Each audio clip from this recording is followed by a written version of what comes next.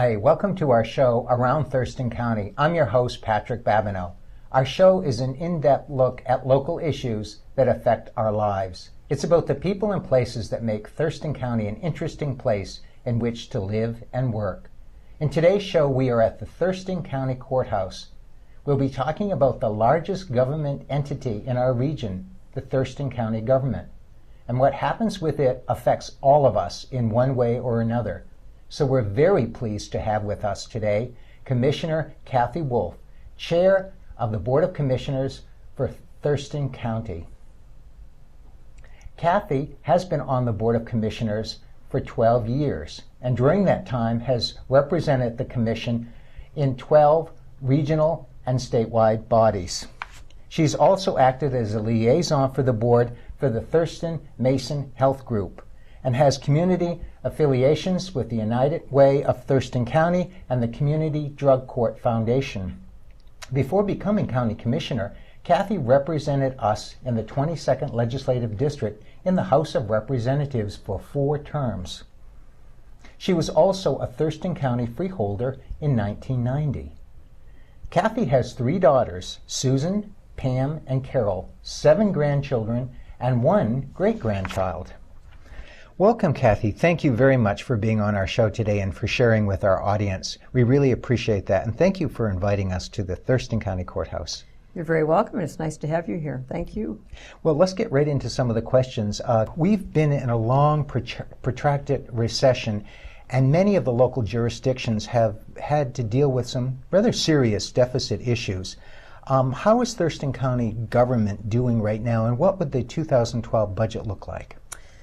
Well, Patrick, I'm very pleased to say that we are starting 2012 budget with a no-cuts budget, and we have $15 million in the bank. Wow. However, I want to qualify that answer by saying that this is this year I'm talking about. Right. There is not a single county in the state that is in good shape over the long haul, including Thurston County. Until something changes in the way counties are funded by the state, we're in a downhill slide. The counties are funded primarily by property tax and sales tax. Right. Both of those taxes are regressive, but particularly the sales tax. Right now, as you know, in the economy, everyone is hurting. Businesses are hurting. Everyone. No one has money to spend, and that definitely impacts our county coffers. In addition, property tax, we are limited to raising only 1%, or property taxes by 1% a year, and our expenses go up by approximately 3 to 4% a year. So you can see that without some help, we're kind of on a downhill slide. However, in Thurston County, I don't know if we're trendsetters or what, but somehow we recognize, I think probably before some other counties did, that we were in trouble back in 2009. We took some pretty drastic steps. We cut $10 million out of our budget. We eliminated over 160 positions. It was pretty painful, but it's been a slow climb up ever since. We've been holding the course. There's been a lot of cooperation among all the elected officials, and this year, like I say, we're in pretty good shape. But again, I don't think it'll hold. I don't think it'll hold for any county, but right now we're very good shape, I think. And again, I want to say that I think we're probably one of the healthiest counties in the state. That's good to hear. Thank you. The senior citizen population in our county is important, and currently over 13% of the entire population of 252,000 in Thurston County is over 65, and by the year 2015, that will increase to 15%, and by the year 2030, over 20%. How is Thurston County involved in addressing the needs of senior citizens now? Well, you know, Patrick, as you mentioned, I do serve on the Area Agency on Aging, which is a 3-county consortium of folks that my primary mission is to disperse funding for senior citizen services in those 3 counties. And as part of my work with that agency, I participated in a forum last year to bring awareness to this issue, because we're just now beginning to wrap our arms around how important this is. We talked about there's so many changes that governments will have to make, government and businesses, and just in our residential development, simple things like when you're sinking the streetlights, crossing the streets, you'll have to have a little bit longer time to cross the streets. Do you build buildings and businesses with more ramps than stairs, how accessible are our public facilities, a whole lot of things that we need to be thinking about, and hopefully we're just beginning to raise awareness of those issues. Because, and again, Thurston County is the health department for the entire county, and I think we're the logical ones, along with the Area Agency on Aging, to be raising these issues, and we're just now beginning to do that. Wonderful. Can you tell us a little bit about the new jail that was built some time ago? Are there any plans to use that anytime in the near future? I'm so glad you asked that, because the answer to that question is emphatically yes. Wonderful. As you probably know, that was originally built, the new, I'll start from the beginning, the ARC, Accountability and Restitution Center, was finished a couple of years ago. I think it's one of the best decisions we ever made in this county, because the current jail is over 30 years old. It was built way back in the 70s. It was built to hold 84 prisoners. We're now up to about 400 prisoners a day. It's been held together by bubble gum and duct tape for so long. We absolutely had to replace that jail. Unfortunately, when the jail was finished, it kind of collided with the downturn in the economy. And in addition, we had counted on about $4 million in something called streamlined sales tax that never happened as well. So the long and short of it is that jail has been sitting empty for the last couple of years. Now, through a lot of work, and I want to emphasize a lot of cooperation from the Sheriff's Office, the Corrections Bureau, the help of an outside consultant, everyone is coming together, and I am confident that jail will be open by the end of this year or the first of next year. We're really, really excited about that. And again, it was originally envisioned as a satellite facility, but now it's going to be a standalone jail. And I want to say just a word about the original vision of that jail as well. We, I think nobody would disagree that when it comes to crime, there are certain people that simply have to be locked up. They're a menace to society, they're a threat to society, and in those cases, you simply do not pass go, you need to be in a jail.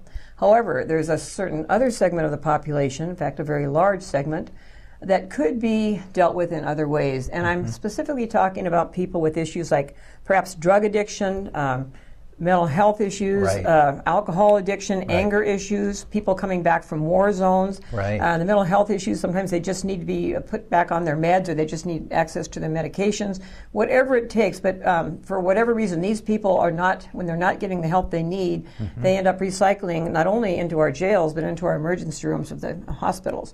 And they just keep costing everyone a lot of money. So I think the original vision was to do as much as we could to kind of work with those that are not necessarily a threat to society but are still breaking the law, and to find more effective ways so that they're not just costing. Not only is it, when you get them out there in society and can deal with the issues in a more productive way, it's not only good for the individual and for society, but it saves taxpayers a lot of money. Putting somebody in our jail or keeping them in our jail is about a $100 a day proposition. Wow, that's expensive. And that adds up very quickly. Wow. So. Wonderful. How is the county currently involved in the preservation work of Olympia's Capitol Lake Isthmus? Oh, that was a very satisfying little project sometime about, I think, 8 or 9 months ago.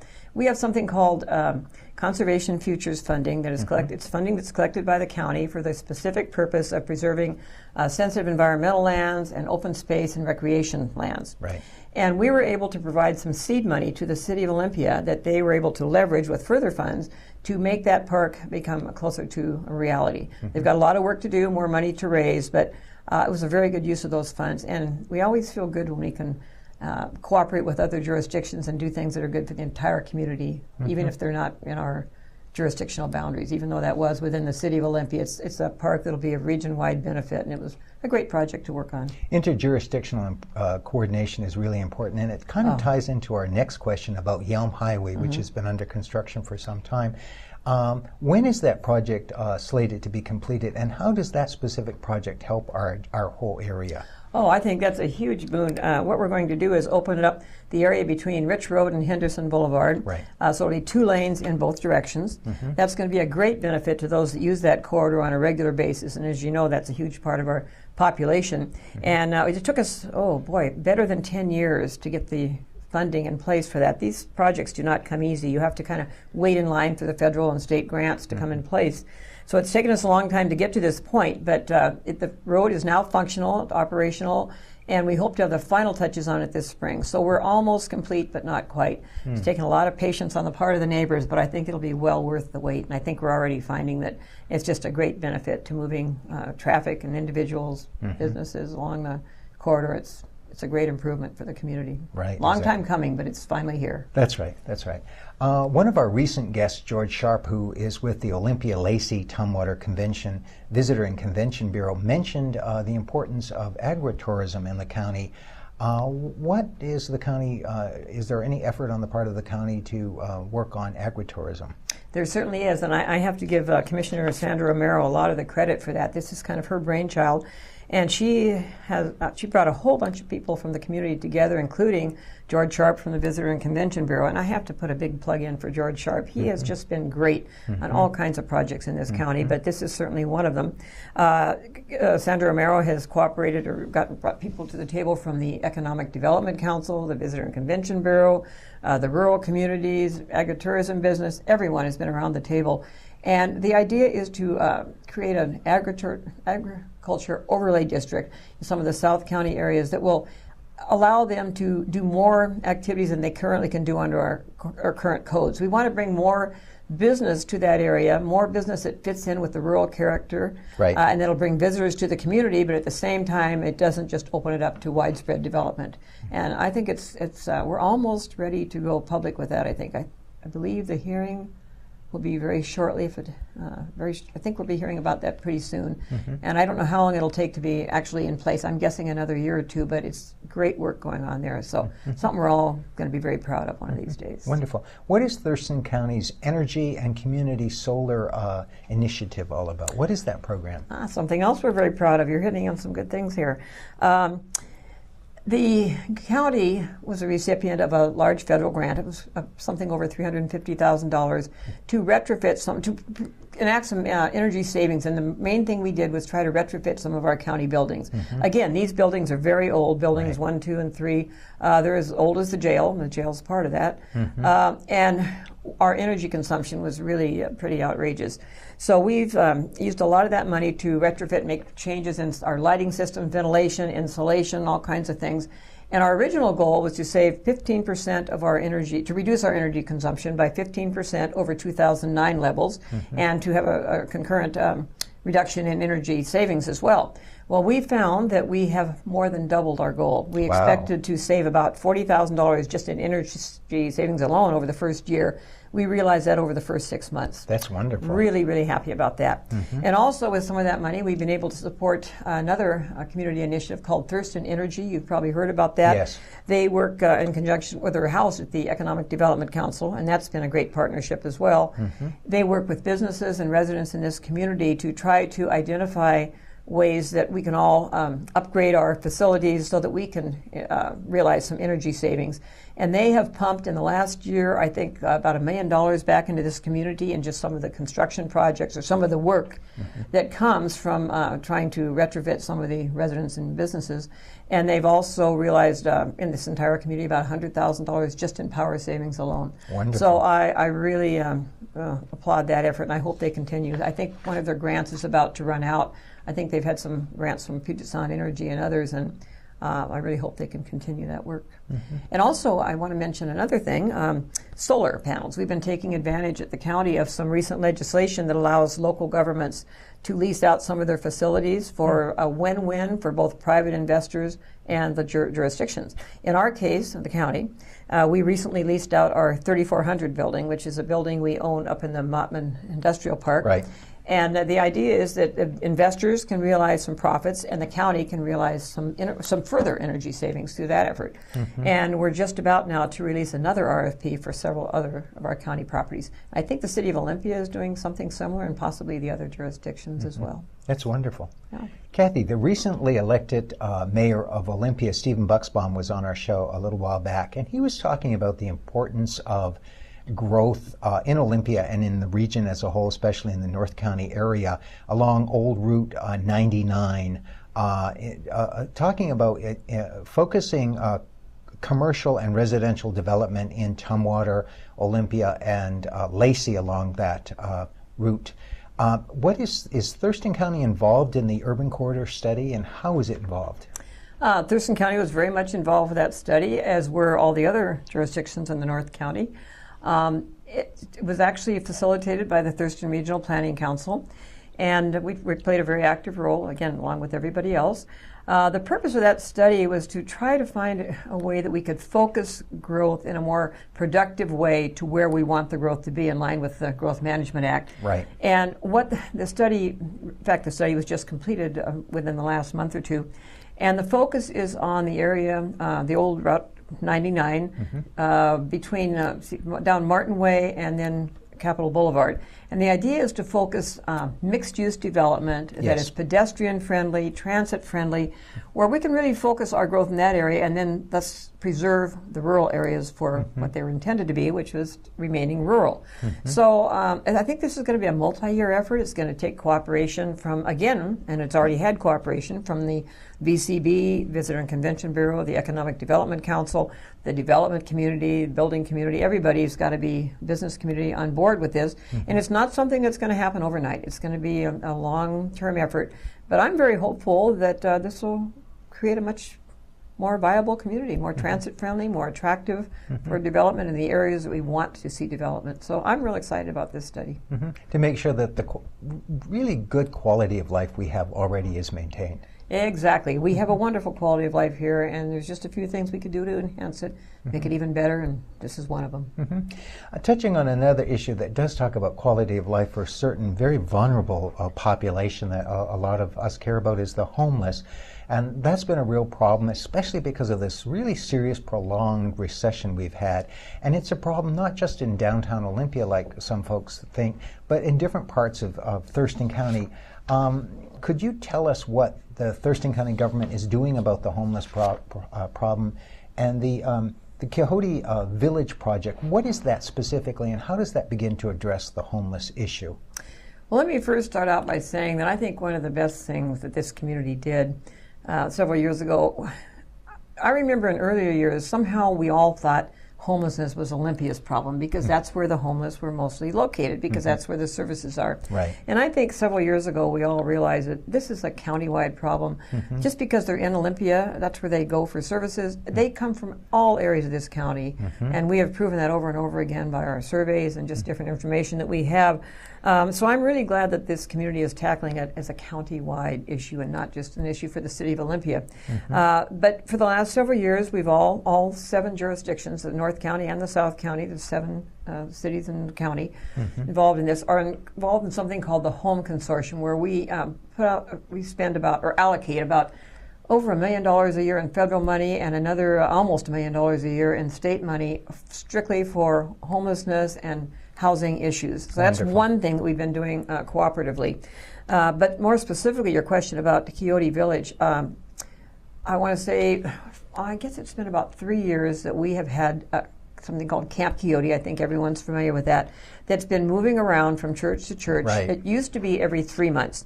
And now all the ordinances, the local ordinances have changed to make it 6 months. So that makes it a little bit better. Right. But if you can imagine in your own life, if you have to pack up all of your belongings every 6 months and move to a new location, you can imagine how disruptive that would be.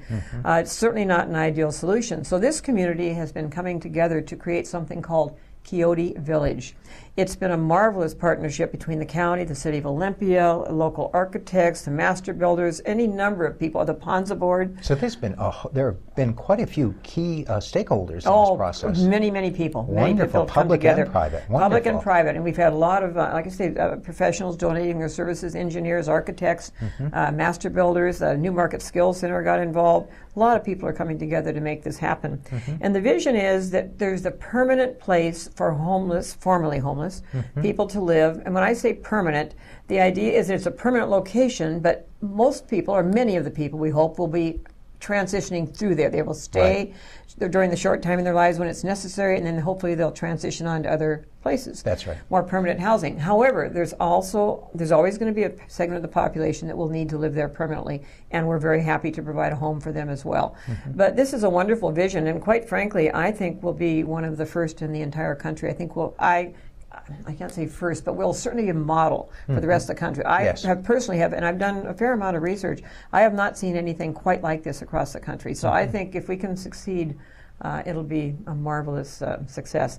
Right now, things are looking pretty good. They have an application in to the Community Development Block Grant, which is through the state, which the county is sponsoring that application. We have a pretty good track record of getting, there's no guarantee, but I think there's a pretty good reasonable expectation that that money will come through. And it's also, I believe there's also funding in the House and Senate capital budgets right now. So we're very hopeful, and it'll probably take a lot of private fundraising as well. Right. But again, it's a vision that I think we ought to hold on to. I'm really excited that this community is taking it on. And I want to give a special thanks to Jill Severn, a very active member of this community and very active in the Ponza board.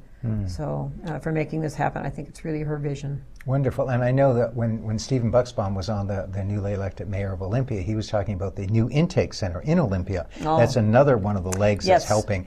But the county is also, because of this and your work, has really also stepped forward and been pretty active in this whole I think project. we've all been working on it together. I don't think any one person gets, or one entity gets the credit. I think this has been all the jurisdictions coming together to make this happen. And right now, Coyote Village, I mean, part of it's in the city of Olympia. The permitting is there. We're the ones that are leasing the money, the land for $1 a year to the Ponza board. So it's all of us coming together, but it's great. Great. And aren't you also involved in a new 5-county healthcare consortium? What is that, and how would that benefit our county? I think everyone's aware that there will be a lot of changes in terms of healthcare in the year 2014 because of healthcare reform. But even for those that say that healthcare reform may not survive, I personally think it will, but whatever side of the fence you're on that one, or whatever you expect to happen, I think it's safe to say that change is still coming. Even if we do not get healthcare reform, if the courts strike it down, there are still many changes we're already seeing in the healthcare arena throughout the country. Right. What we're trying to do with this 5-county consortium, and by the way, the 5 counties are Thurston, Mason, Lewis, Pacific, and Grays Harbor. We are trying to do something that I don't think has ever been done before. We're trying to bring people to the table that have really not talked to each other before. Specifically, county government, which consists of county commissioners like myself, like me, and then our public health departments. At the same time, the medical community, which entails hospitals, clinics, doctors, individual providers, and a third party that you probably wouldn't expect, but our criminal justice system, the prosecutor, the sheriff, the corrections division. And the reason we want all those people sitting down at the table, all those stakeholders, is because we feel we're all dealing with the same populations. It is amazing how many millions and millions and millions of dollars we spend in this 5-county area on health care. I'm talking about everything from personal health care to our employee health care, Medicare, mental health care, people in our jails. That's right. It's amazing. You would be mind-boggled at the amount of money we spend. And unfortunately, a lot of that is being wasted. And we think by putting our heads together and all working together, we can save, not only effectuate a lot of savings, but we can redirect some of that money to more positive outcomes for the health of all the citizens of these 5 counties. Wonderful. And we have reason to believe that there are a lot of philanthropies out there that are looking for this kind of collaboration and cooperation. We feel that not only will it help put us in a better position for leveraging funding, but if there's things we don't like, we'll be in a better position to make positive changes to healthcare. The trick is the key is we have to all be sitting down, talking to each other and collaborating. So this effort you're talking about is called a Regional Health Improvement Collaborative, fondly referred to as the RIC, R-H-I-C. Wonderful. And another thing that Thurston County is working on, because of the Growth Management Act, which is the law, is updating its critical area ordinance, which hasn't been done for about 17 years, so it's a little overdue. And I know that the county's been intensely involved in that. How has that process gone? It's been a long time coming, and it's been a rough process, but we're almost to the end of it. Right now, the Planning Commission has already finished their hearing in December. They're in the process of going over the comments they heard at the public hearing and incorporating those into a new draft. We should have the draft in the next couple of months, and we hope to have this passed by the spring. But you're right, we are woefully overdue. It's been 17 years since we're still operating on a 1994 ordinance. Wow. And this is going to be a beneficial ordinance, not only for health and safety, but for preserving of the environment. So it'll be good to have it behind us, and I think we'll see that this spring. That's right. And one of the things, when we're talking about the environment, one thing that we've all experienced recently was that unusually severe storm. It was one of these 1-in-100-year storms. And a lot of people had to deal with an awful lot of damage on their property. I know that we lost a 50-foot spruce tree, and compiling it and then bringing it to landfills or other places was a major project. And it was really great. It was really wonderful that we could bring it to a city or a county site and not have to worry about paying a residential fee, especially if we had to bring several of them. How was Thurston County involved in that? We were very involved in it, and actually city government was as well. But this is there's a lot of things counties can't do in this economy, but this is one thing we were able to do, and it was a pleasure to be able to help people in this way. We've heard nothing but positive feedback. Right. We opened 6 different sites throughout the county where people could bring their refuse without extra charge. We felt that people were going through enough right now that they didn't need the additional burden, and we were able to absorb that with our stormwater fees. So we opened the 6 sites. We closed 3 of them after a few weeks, but we kept 3 open at popular request. I believe that was Rochester, the landfill out in Hawks Prairie, and the other one was Rainier, City of Rainier. And we've heard nothing but compliments for, I think they stayed open most of the month of February. And so I'm glad to hear that it was useful. Yes, I've heard many people saying that they took great advantage of that. So we always end our show by asking our guests, what are 1 or 2 of the things that you really like about living here in Thurston County? Boy, do I have to narrow it to 1 or 2. There are so many. Oh, where do I start? It's a capital city. For me, it's just the right size, and it's so beautiful here. You can go within 2 hours any direction. You can be 2 hours, you're down at the city of Portland, 2 hours, that's to the south. You go to the north, you're 2 hours up from Seattle. You go to the west, you're 2 hours from the ocean. You go the other direction, you're 2 hours from mountains. All you see is green. It's wonderful. We have good higher education institutions, good schools. We're well educated, and I think it's a very friendly community.